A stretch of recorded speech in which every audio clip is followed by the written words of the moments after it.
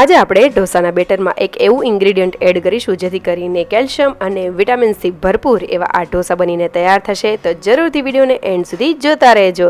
તો સૌથી પહેલાં આપણે એક બાઉલ લઈ લઈશું. તેમાં મેં 3 કપ જેટલા ચોખા લીધેલા છે. તમે અહીંયા જે ઇડલીના ચોખા હોય એ પણ લઈ શકો છો, કોઈ પણ જે તમે પ્રિફર કરતા હોય એ ચોખા લઈ શકો છો. વાટકીનું માપ પણ સેટ કરી શકો છો, તો એ વાટકીના માપથી બધું મેઝરમેન્ટ લેવાનું છે.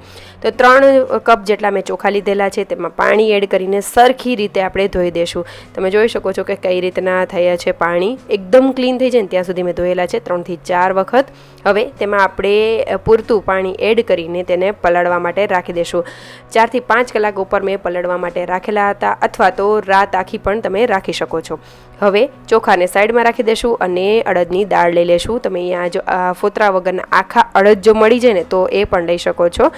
તો મેં અહીંયા 1 કપ જેટલી અડદની દાળ લીધેલી છે. તેને એડ કરીને પાણી એડ કરી દેશું અને તેને સરખી રીતે સરસ એવી ધોઈ લેશું. હવે આપણે આ પાણી કાઢીને અને 2 થી 3 વખત આ દાળને ધોઈ લેશું અને ત્યારબાદ ચોખ્ખું પાણી એડ કરી દેશું અને તેને પણ સરખું એવું પાણી એડ કરવું, કારણ કે આ દાળ પલળશે એટલે ફૂલાય, એટલે તેની ક્વોન્ટિટી વધી જશે. એટલે એ પ્રમાણે પાણી એડ કરીને ઢાંકીને તેને પણ ચોખાની જેમ જ પલળવા માટે રાખી દેશું. હવે આપણે એક ત્રીજું બાઉલ લઈ લેશું અને તેમાં મેં 1/2 કપ જેટલી રાગી લીધેલી છે. આ આખી રાગી છે તે લીધેલી છે અને સાથે 1 ચમચી જેટલા મેથીના દાણા. હું અહીંયા અડદની દાળમાં મેથીના દાણા ભૂલી ગઈ હતી, એટલા માટે મેં અહીંયા આમાં એડ કરેલા છે. તમે અડદની દાળ સાથે પણ એડ કરી શકો છો. હવે આપણે આ બંને વસ્તુને સરખી રીતે સરસ એવું ધોઈ લેશું અને તેને સરસ એવું પાણી કાઢી લેશું.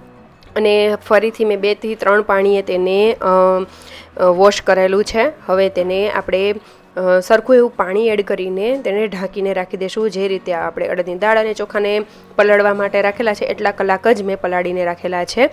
હવે આપણે એટલા 6 થી 7 કલાક ઉપર થઈ ગયું છે અને પલળી ગયું છે બધી વસ્તુ. તો આપણે લઈ લઈશું. તો તેમાં મેં ચોખા સૌથી પહેલાં આપણે પીસી લઈશું.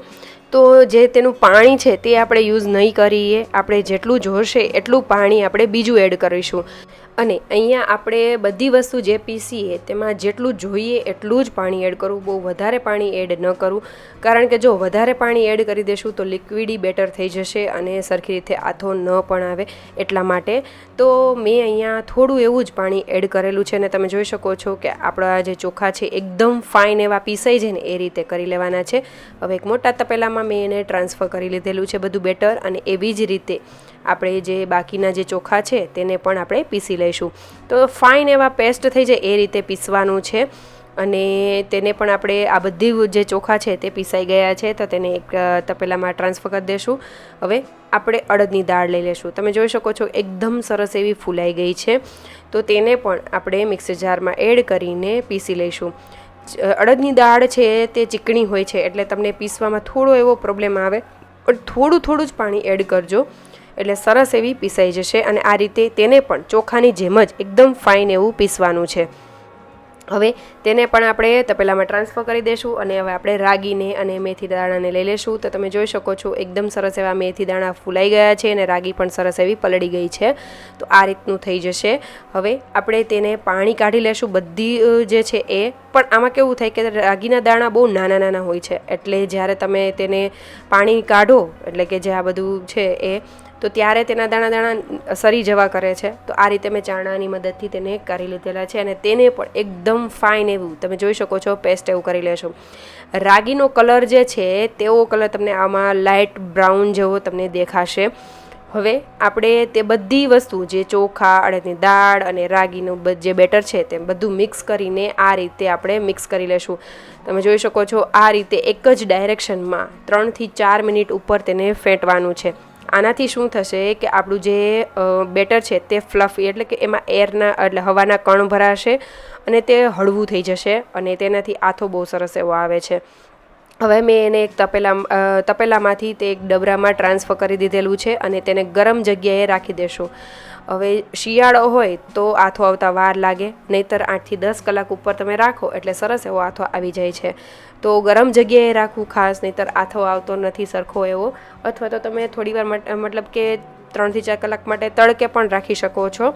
હવે આપણે જે બેટર છે તે સરસ એવું થઈ ગયું છે તો તેને લઈ લેશું. પણ તમે જોઈ શકતા હોય કે અત્યારે એમાં સરસ એવા નાના નાના બબલ્સ આવી ગયા છે, સરસ એવો આથો આવી ગયો છે. અત્યારે તમને ન દેખાય તો હું તમને આગળ પણ જણાવીશ કે કઈ રીતે થયું છે આપણું બેટરમાં આથો આવેલો છે એ.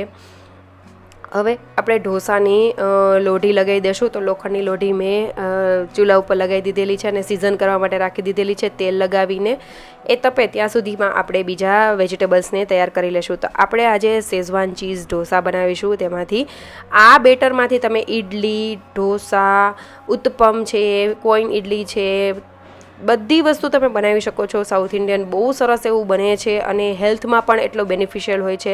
રાગી બહુ હેલ્ધી હોય છે. તમારે જે રીતના ઢોસા બનાવવા હોય એમાંથી એ બનાવીને તૈયાર કરી શકો છો. આજે આપણે આ રીતના ઢોસા બનાવવાના છીએ. તો તેના માટે મેં પર્પલ કેબેજ લીધેલું છે, મારી પાસે પડેલું હતું એટલે.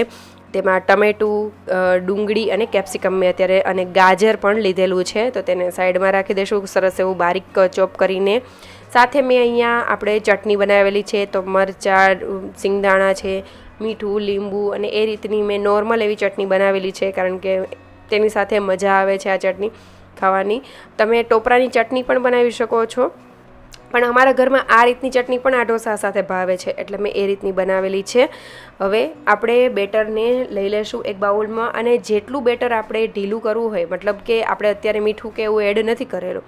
હવે જેટલું બેટર આપણે જોઈએ એટલામાં થોડું પાણી નાખીને આપણે સરખું એવું મિક્સ કરી લેશું અને મીઠું એડ કરી દીધેલું છે મેં. હવે આપણો જે તવો છે ત્યાં સુધીમાં સરસ એવો સિઝન થઈ ગયો છે. તો જ્યારે આખો તવો એકદમ સરસ એવો ગરમ થઈ જાય ને ત્યારે તમે જ્યારે પાણી એડ કરશો ને એટલે બધી જગ્યાએ તેના એજીસ સુધી બબલ થઈને મતલબ આપણો તવો એકદમ સરસ એવો બધી સાઈડથી ગરમ થયો છે. અને આ તવા ઉપર કરેલા ઢોસા તમારા બહુ જ સરસ એવા થશે, એકદમ ક્રિસ્પી અને એવા થશે. તો આપણે તેલ લગાવીને તેને થોડું એવું લૂછી લેશું. પાણી લગાવીને મેં થોડી ઠંડી કરેલી છે લોઢીને.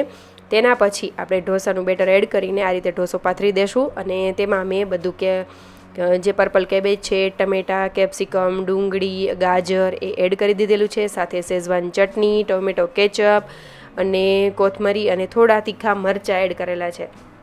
તમને તમારા ટેસ્ટ પ્રમાણે કંઈ પણ વસ્તુ મિક્સ કરી શકો છો. હવે તેલ એડ કરેલું છે અગાઉ, એ બધું મિક્સ કરીને સરસ આ રીતે પાથરી દેશું અને ઉપરથી મેં ચીઝ આ રીતે ખમણેલું છે. તો તમને તમારા ભાવે એ ટોપિંગ તમે આની ઉપર એડ કરી શકો છો. તમને સ્વીટ કોર્ન ભાવતા હોય તો એ પણ એડ કરી શકાય. તમને રેડ બેલ પેપર છે કે યલો બેલ પેપર છે એ પણ આમાં એડ કરી શકાય. તો આ રીતે સરસ એવો આપણો ઢોસો ક્રિસ્પી થઈ જાય ને ત્યાં સુધી આપણે કરી લેશું.